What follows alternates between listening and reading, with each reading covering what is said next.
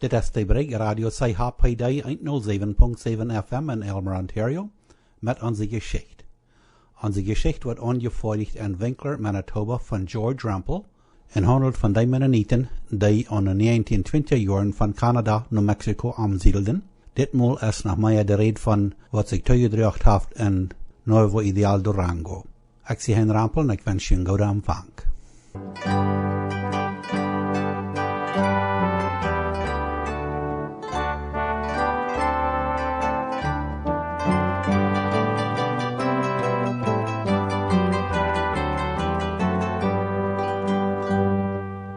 Onse Jeschicht Nummer 63.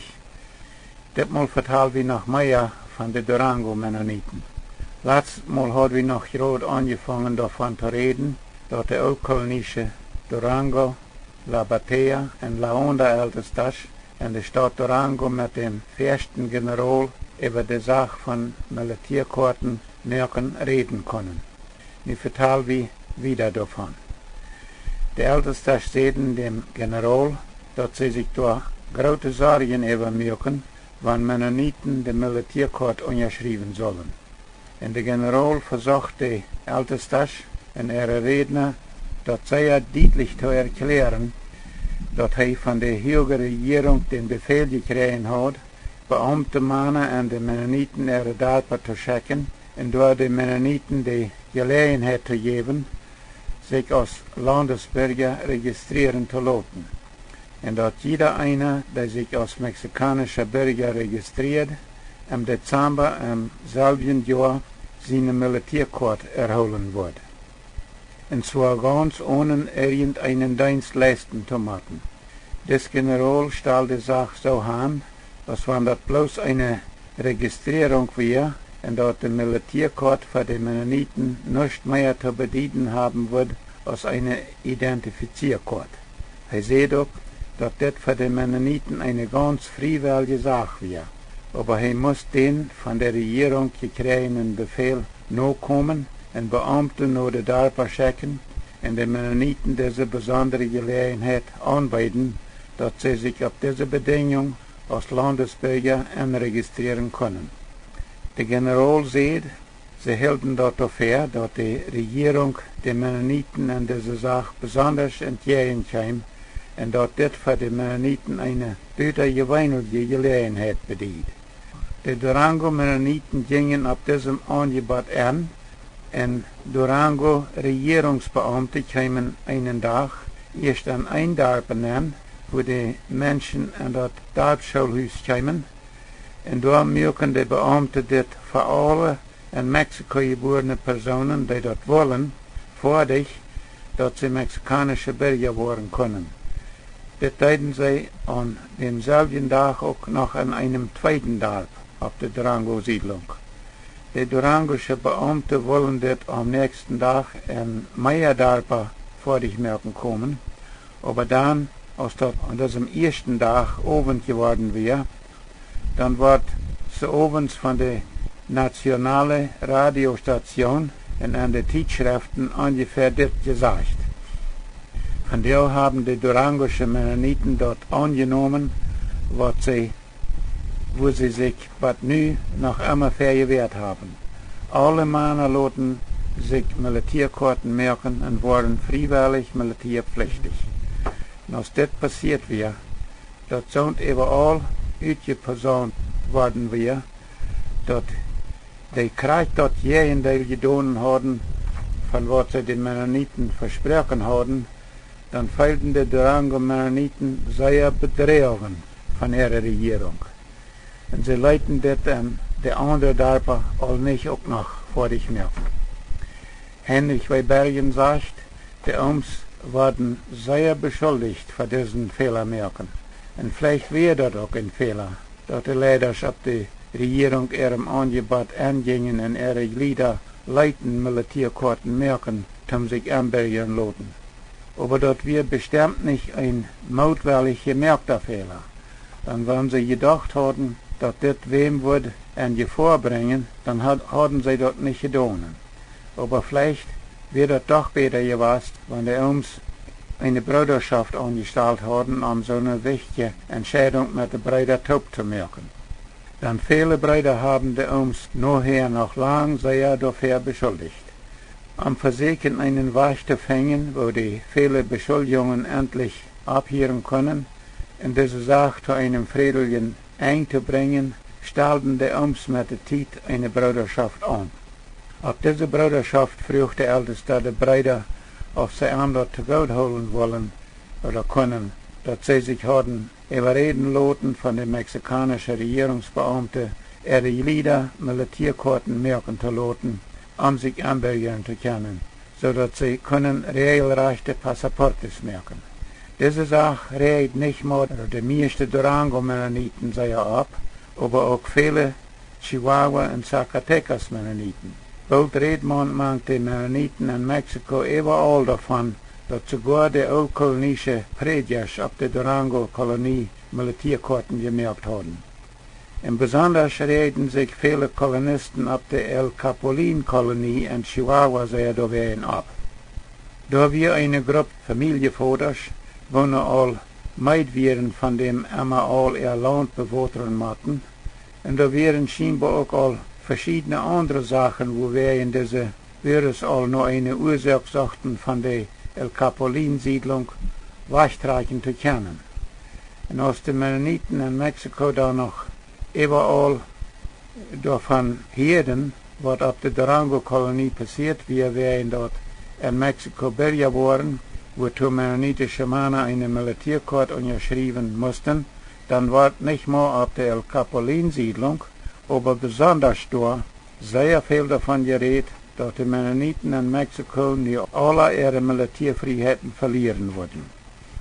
Eine Gruppe von den El Capulin-Kolonisten können ihren Ältesten Johann Friesen, den Sohn von dem ältesten Johann Friesen, wo einmal die Oldkolonie von Manitoba nach Mexiko lädt, dort zu bereden, dort eine Delegation Männer nach Argentina geschickt wird, dort gewünschte Freiheiten auszuarbeiten mit der Regierung und dann passende Siedlungsland dort zu suchen und zu kaufen.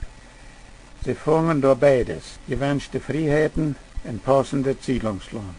Und dann, 1986, 87, wanderten die oldkolonische El Capulin älteste Johann Friesen, Prediger Johann Leuben, Prediger Johann Fair und ein Port von der El Capulin Gemeindeglieder mit ihrer Familie taub uit nach dem Land Argentina. Man hat dort noch mal weiter so uitgeleicht, dass es wegen Glaubensfreiheit wäre, dass es zu dieser Uitwanderung kommen muss. Als diese oldkolonische Uitwandererfamilien auf der El Capulin-Siedlung in Chihuahua ihre Wirtschaften verkaufen wollen, dann wären auf ihrer Siedlung nicht genug Käufer dafür. Und dann kämen erstaunlicherweise sogar etliche oldkolonische Formen von so weit auf aus der La Honda-Siedlung in Zacatecas, wo sie von Regenfall Ernten kriegen, und kauften Wirtschaften auf der El Capulin-Siedlung in Chihuahua, wo sie dem Erdboden mal mit Bewaterung eine Abend aufgewärmen können, und siedelten mit ihren Familien über dorthin. Von der La Honda-Siedlung in Zacatecas trocken auch etliche Familien nach Argentina, wo die El Capulin-Gruppe handtrok.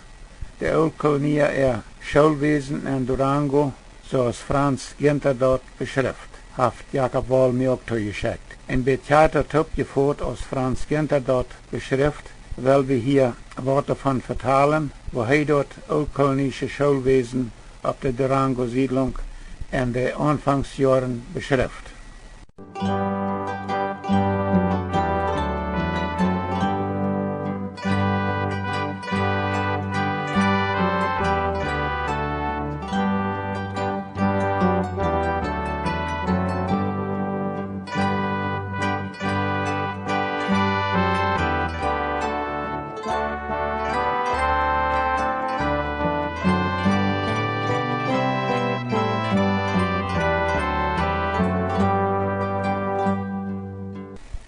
Ginter fängt sein Schreiben so an.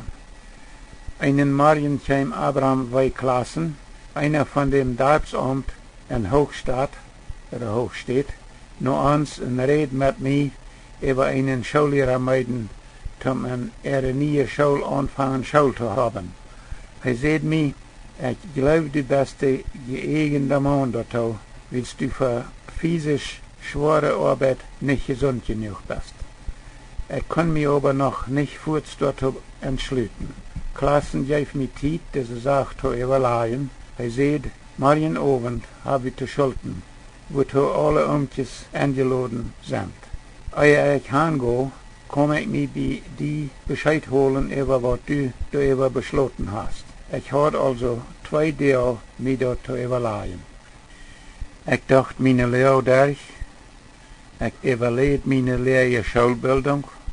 Ik dacht aan de gemeentenschool ihre Bedingungen durch. En die waren deze.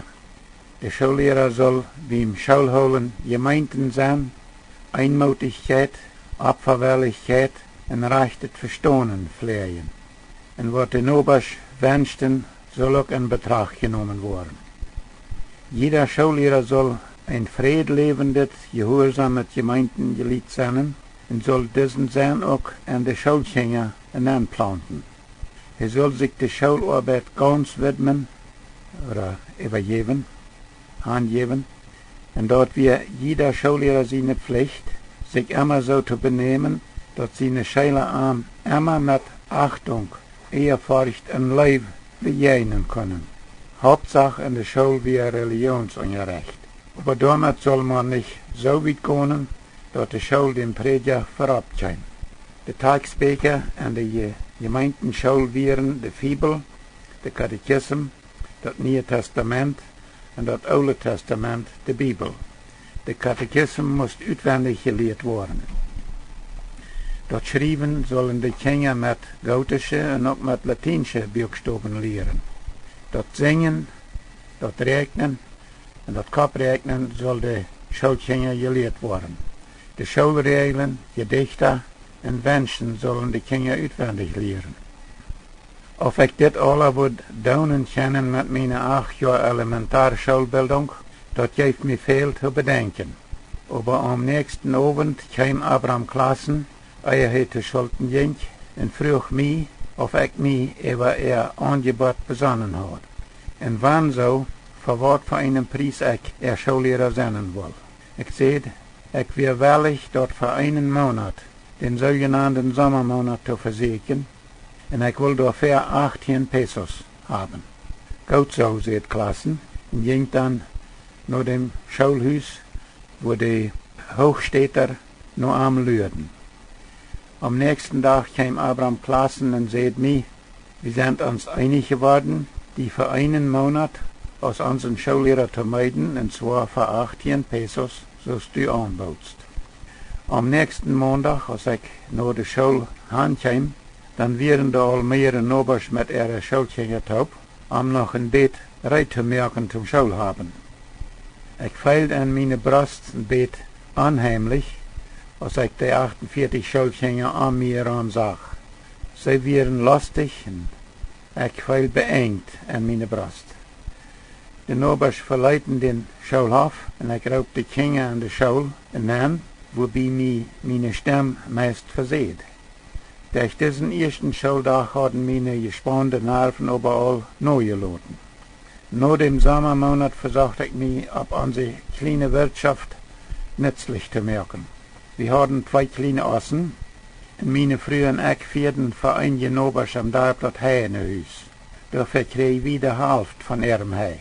Damit hatten wir dann auch genug Futter für den Winter. Aber das Heistärken hatte ich Tachloten gesollt, denn ich war krank davon.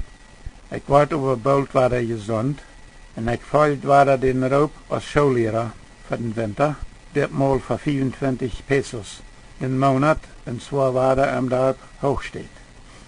Für das Schuljahr 1932-33 boten die Büros in Rheinland Schullehrer Franz Ginter den höchsten Lohn für Schullehrer sein. Und Franz Ginter sagt, ich vermeide mich an dem Dorf Rheinland als Schullehrer. Aber weil wir in Rheinfeld wohnten, musste ich immer 6 Kilometer fahren bei Rheinland. Für das zweite Schuljahr in Rheinland trug wir daheim.